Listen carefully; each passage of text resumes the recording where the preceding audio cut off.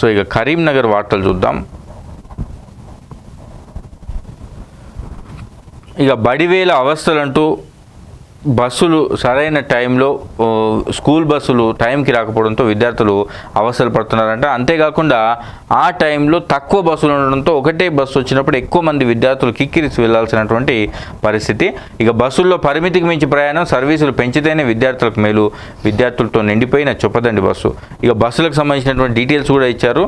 హుస్నాబాద్లో డిపోకి సంబంధించి 14 బస్సులే ఉన్నాయి, హుజురాబాద్కి 12, కరీంనగర్ 1కి 25, కరీంనగర్ 2కి 24, మంథని 13, జగిత్యాలకు 27, కోరుట్లకు 13, ఇక మెట్పల్లికి కేవలం 14, రాజన్న సిరిసిల్ల డిపోకి అయితే 9 బస్సులే ఉన్నాయట, వేములవాడకి 8 బస్సులు ఉన్నాయి. సో ఈ బస్సుల సంఖ్యను పెంచితే తప్ప విద్యార్థులకి ఉపయోగం ఉండదు. ఎందుకంటే విపరీతంగా ఒకేసారి ఎక్కువ మంది విద్యార్థులు, మహిళలు బస్సుల్లో ఎక్కడంతో కిక్కిరిసి ప్రయాణం చేయాల్సి వస్తుంది.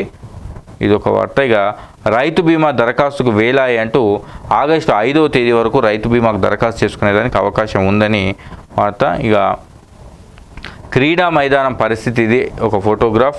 పొలం కాదిది క్రీడా మైదానం. కరీంనగర్లో కొన్ని రోజులుగా కురుస్తున్న వర్షానికి అంబేద్కర్ స్టేడియంలో ఇలా నీరు చేరింది. మైదానంలో గడ్డి పెరిగి పొలాన్ని తలపిస్తుంది. లోపల రన్నింగ్ ట్రాక్లో నీరు కాలువను తలపిస్తున్నటువంటి పరిస్థితి ఇది. ఇక ఇంకా వర్షం మాత్రం విపరీతంగా కురుస్తూనే ఉంది. దీంతో చాలా ఇబ్బందులు ఎదురవుతున్నాయి. బ్యాంక్ కాలనీలో ఇలా రోడ్డుపై పడిపోయిన చెట్టును తొలగిస్తున్న నగరపాలిక సిబ్బంది. కరీంనగర్ సంబంధించి ఇక వాహనదారులందరూ రెయిన్ కోట్ను ఆశ్రయించి వెళ్లాల్సినటువంటి పరిస్థితి వచ్చింది. ఇవి కరీంనగర్ జిల్లాకు సంబంధించిన వార్తలు.